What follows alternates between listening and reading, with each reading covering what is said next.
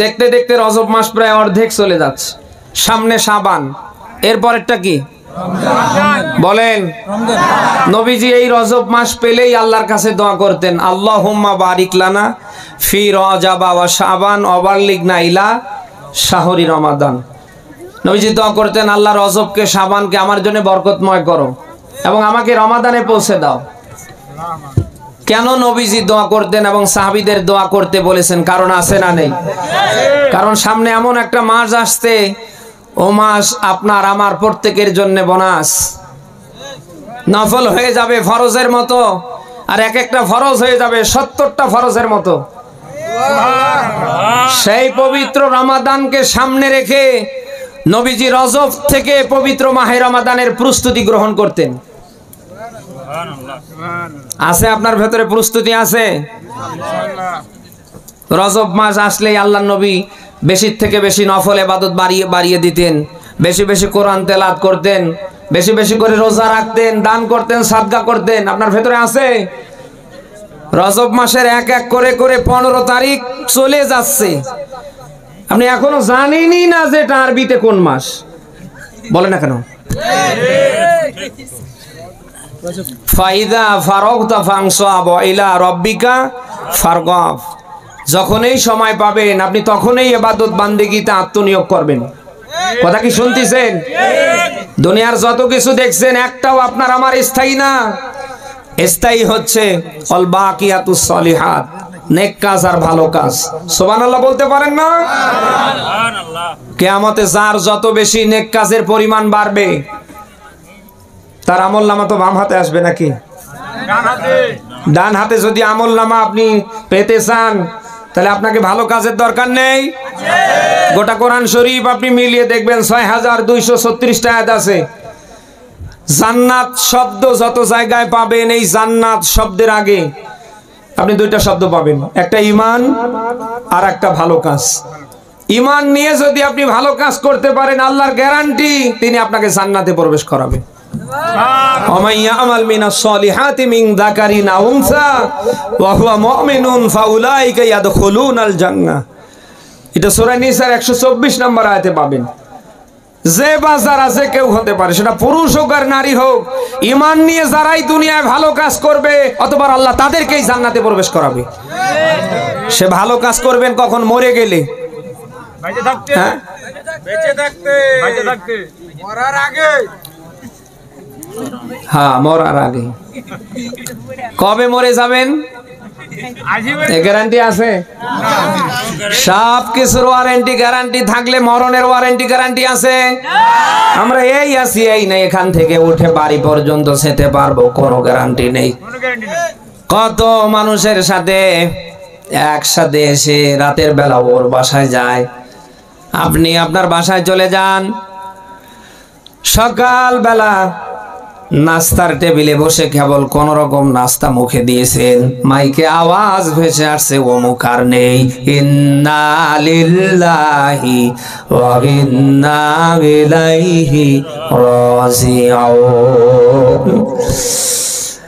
আরে ভাই, মরণের কোনো গ্যারান্টি নেই, নিঃশ্বাসের কোনো বিশ্বাস নেই। আপনি এই আছেন, এই নেই, বলেন না কেন?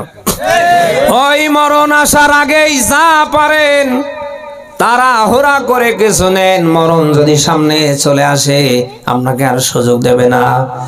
লা ইয়াস্তাখিরুনা সাআতাও ওয়ালা ইয়াস্তাকদিমুন। মরণ যখন কারোর সামনে আসবে, তাকে পেছাতেও দেবে না, সামনে যেতেও দেবে না। কথা কি শুনতেছেন? এখন এই সময় ফিরে আসেন। আহ্বান করছে কে? আল্লাহ বলেন, ওয়ানিবু ইলা রাব্বিকুম ওয়াসলিমু লাহ। আল্লাহ বলেন, ও বান্দা, আমার দিকে ফিরে আসো। ওয়াসলিমু লাহ, আমার কাছে সারেন্ডার করো, আত্মসমর্পণ করো। মিন ক্বাবলি আইয়াতিয়াকুমুল আযাব, ওই আযাব আসার পূর্বে। এখানে আযাব বলতে মরণ। আযাব বলতে কি? আরো জোরে বলেন। আল্লাহ বলেন, বান্দা আমার দিকে ফিরে আসো।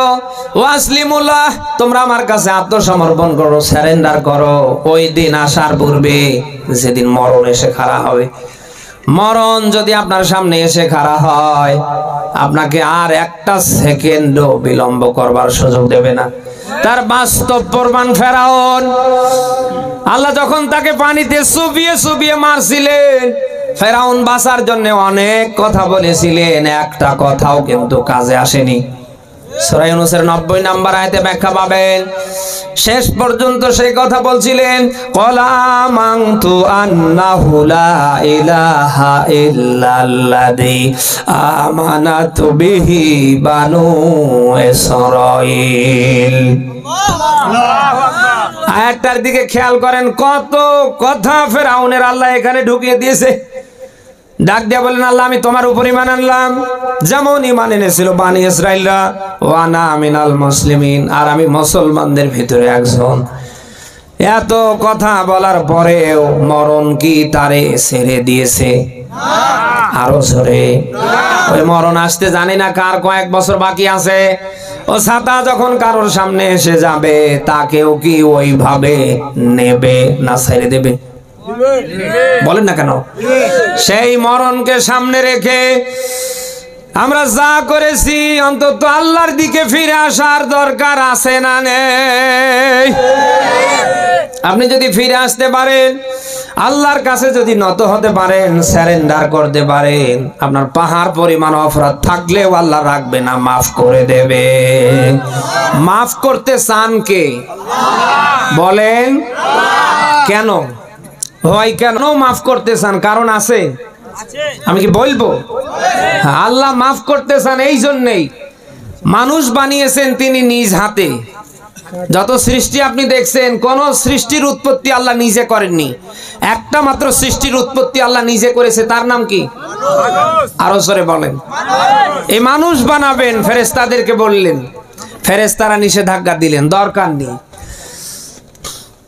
আপনি যাদেরকে বানাতে চাচ্ছেন, কোন রকম চেয়ারে বসলে ৭১, ৪১, ৬১ টার্গেট নেবে। বল না কেন? ওরা বসতে পারলেই আর উঠতে চাইবে না। অতএব দরকার নেই, আমরাই আপনার জন্য অনেক ভালো আছি। বল না কেন? আল্লাহ তাআলা একক সিদ্ধান্তে কি করলেন? মানুষ আদম বানিয়ে ফেললেন। লাকাদ খলাকনাল ইনসানা ফি আহসানি তাকওয়িম। সকল সৃষ্টির উপরে উত্তম আকৃতি আল্লাহ তাআলা মানুষকে দান করলেন। শুধু কি তাই? সকল সৃষ্টির উপরে আল্লাহ তাআলা মানুষকে শ্রেষ্ঠত্ব দিলেন, ভিআইপি করলেন। ওয়ালাকাদ কাররামনা বানি আদম।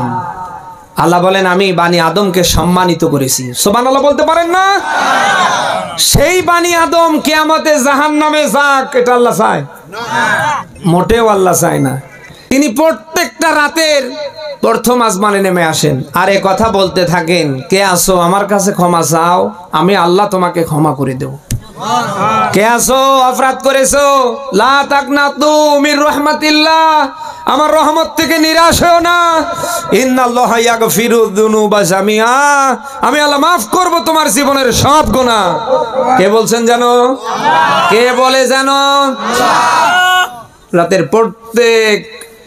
প্রত্যেকটা মুহূর্তে আল্লাহ তাআলা এমন করে আপনাকে হাতছানি দিয়ে ডাকছে, আপনি যেন তার দিকে ফিরে আসেন।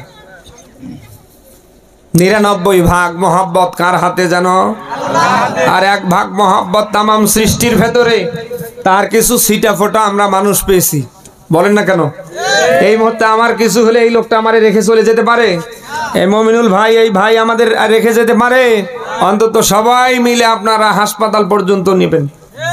সামান্য ১ ভাগ মোহাব্বতের ছিটা ফোটার কারণে যদি এই হয় যে আল্লাহর হাতে ৯৯ ভাগ মোহাব্বত আছে, যে আল্লাহ নিজ হাতে আপনার সূচনা করলেন, যে আল্লাহর সকল সৃষ্টির উপরে আপনার সুন্দরতা দিলেন, সকল সৃষ্টির উপরে আল্লাহ শ্রেষ্ঠত্ব দান করলেন, সেই আল্লাহ কিভাবে তাকিয়ে আছেন আপনি কি টের পাচ্ছেন? তিনি বারংবার আপনার দিকে তাকিয়ে আছে, আমার বান্দা কখন আমার দিকে ফিরে আসবে আর বলবে, আল্লাহ যা করেছি আর সামনে করব না, আমার ভুল হয়েছে, মাফ করে দাও। মাফ করবে কে? আল্লাহ। খুব খেয়াল করে শুনবেন, অপরাধ করা আপনার আমার কাজ, ক্ষমা করা কার কাজ? অপরাধ করতে আমি আপনি ভালোবাসি, ক্ষমা করতে ওই রকম ভালোবাসে আরো জোরে। তিনি আপনাকে মাফ করবেন, এজন্যই তিনি ডাকছেন, আফালা ইয়াতুবুনা ইলাল্লাহ, বান্দা তোমরা কি আমার দিকে ফিরে আসবা না? Interrogative sentence. ওয়াস্তাগফিরুনা, তোমরা কি আমার কাছে ক্ষমা চাইবা না? কয়টা কথা, একটু আওয়াজ দেন না। প্রথমে আল্লাহ বলছেন তোমরা কি আমার দিকে ফিরে আসবা না, 2 নম্বরে আল্লাহ বলছেন ওয়াস্তাগফিরুনা, তোমরা কি আমার কাছে ক্ষমা চাইবা না। আমি জানতে চাই আপনাদের আল্লাহর দিকে ফিরে আসার দরকার